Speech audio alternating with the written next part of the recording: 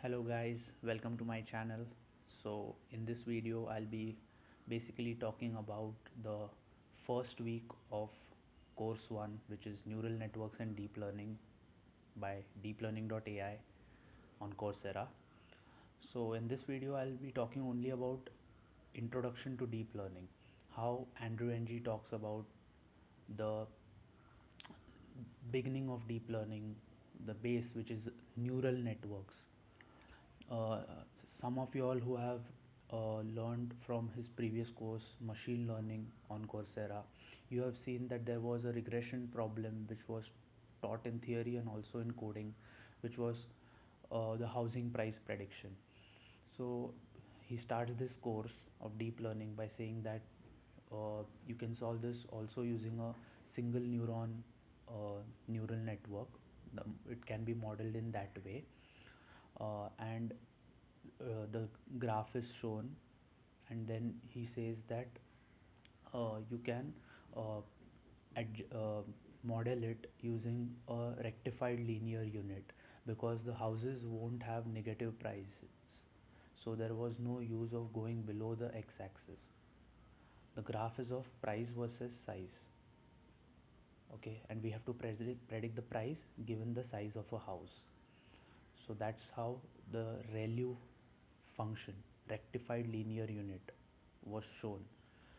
So basically what happens in neural networks is this rectified linear unit becomes the activation function of the neuron. You give the input, which is the size of the house, and the output price is predicted, which will be the output of that neuron. Then he scales up this concept by saying that stacking of single neurons in different layers, and also in a single layer stacking multiple neurons, you get a neural network. There is one input layer, there are multiple hidden layers, and all of them are densely connected. Given x, the work of a network is to predict y. Basically it is nothing but a function mapping from x to y, and that's what we are going to see in this entire course. The function mapping from x to y and finding that function, which will be nothing but our parameters. Then he says that how supervised learning is used in uh, this concept, like how neural networks are used in supervised learning. So the examples given are real estate pricing, as we have seen now, that given a size predict the price. Then online advertising, there might be many advertisements and you have to see whether the user will click on that advertisement or not. So these two are examples of standard basic vanilla neural networks. Then other is the image tagging, which you can see in Facebook uses image tagging. So that any image related work is done using convolutional neural networks. Then if you have speech recognition or machine translation from one language to another language, this translation work, then that uses recurrent neural networks. Autonomous driving is a very complex concept which uses different types of neural networks, hybrid networks, as mentioned. Uh, then he says the difference between structured and unstructured data is explained. How structured data is present in the form of uh, databases and have proper definitions to it. Unstructured data can be audio, image, text, whatever data, whichever data which is quite difficult for the machine to interpret is unstructured. Later, in this graph you can see how deep learning is coming up, like why deep learning is starting in this era.